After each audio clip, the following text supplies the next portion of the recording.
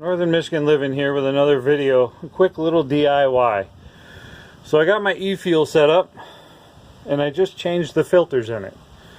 And it's a 50-50 shot, it seems, where I get the fuel starvation or I get it right. So this time I was faced with fuel starvation. So I figured I'd make a quick video and show you how to get around that in case you ever ran into this problem. Okay, that is what's called the tightwad mod. You take the housing, you trim that stuff off, and basically you keep the external bits, but you get rid of the bulk of the filter. I'm sure there's videos and write-ups and so on that, so I don't want to get into that too much. But what I did want to cover is, in here is a Schrader valve, like a tire. And you take this off, and inside is the actual valve itself, you know, the little push button, let the air in or out or whatever. And what you have to do is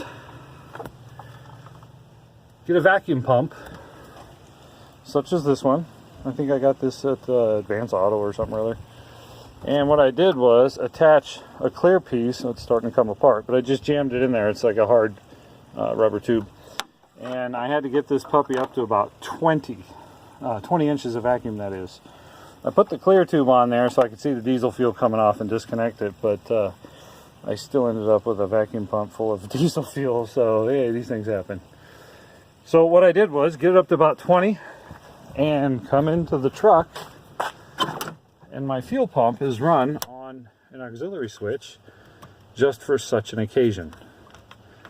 The ignition has to be on, but I hit that for a couple seconds, shut it off, come back out here, start checking my gauge, pumped it up to about another 20 inches of vacuum, and diesel just came pouring on out of there.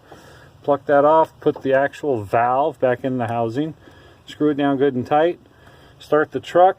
I got an old tire pressure gauge I use just to verify that I have pressure, and jam it on there, and that sucker shot up. So diesel is a-flowing, and I didn't want to leave it running while I made this video because you could not hear me over this rattly old truck. So there you have it.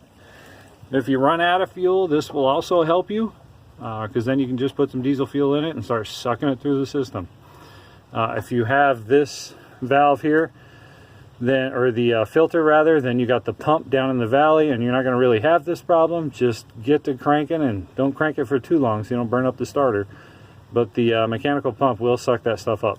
But the electric ones, you know, you got to earn it a little bit more. So there you go. Just thought I'd make a video, see if maybe this could help somebody. Just a short little one. So please feel free to like, subscribe, leave a comment, whichever you like.